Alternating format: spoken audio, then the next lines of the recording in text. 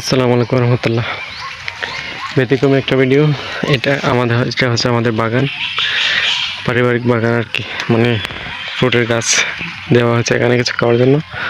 তো এটা হচ্ছে আম গাছ, এটা হচ্ছে আপনার এই মানে ফজলি আমের মতো। এটা নার্সারি থেকে নিয়ে আসছি। এই গাছটা বয়স হচ্ছে আজকে প্রায় 2 থেকে 3 বছর হয়েছে, 3 বছর প্রায় এই গাছের বয়স।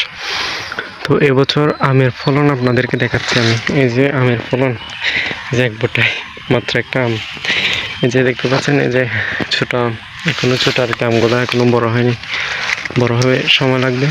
মাত্র গতকালকে বৃষ্টি হয়েছে, এবছর বৃষ্টি হয় নাই আমের, মানে বৃষ্টি না হওয়ার কারণে আমের ফলন কী পরিমাণ কমে গেছে। যে দেখুন, এই যে একটা গাছ, এই গাছের মধ্যে মাত্র এই যে এই কয়েকটা মাত্র 3টা 6টা 7টা, মানে হাতে গুনতে পারতেছি, মানে এবছর কী ফলন হয়েছে এবছর জানি না। আমের দাম কই পরিমাণ বাড়তে পারে, কারণ বৃষ্টি হয় না। যে আমাদের দিকে চট্টগ্রামের প্রায় রাঙ্গামাটিতে, আমরা প্রায় বছর রাঙ্গামাটিতে প্রায় বৃষ্টি হয় নাই, জানি না। গতকালকে হয়েছে বৃষ্টি। এই যে মাটি দেখতেছেন, এই যে ভিজা, এই যে ভিজা মাটি, ভিজা আর কি, মানে গতকালকে বৃষ্টি হয়েছে ওই জন্য।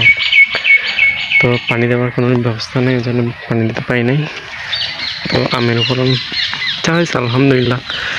এই যে দেখতে পাচ্ছেন, এই যে একটা মানে এই গুটলে কয়েকটা পাওয়া যাচ্ছে আর কি, বেশি ফলন নেই এবছর।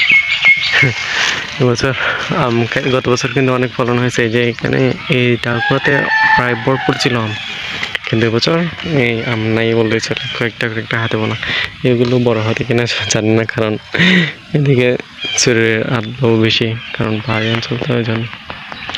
তো আজকে আমের ভিডিও দেখালাম, কারণ আমের পরিস্থিতি হয়তো সামনে, আমের দর এবছর হয়তো বা মানে না কমতেও পারে, অনেক বেড়ে যেতেও পারে। মোটামুটি যা দিচ্ছে আল্লাহ তাআলা, আলহামদুলিল্লাহ। আল্লাহ তাআলা ছেড়ে না দিলেও পারতো, কিন্তু আল্লাহ তাআলা দিছে, ওই জন্য শুকর আলহামদুলিল্লাহ।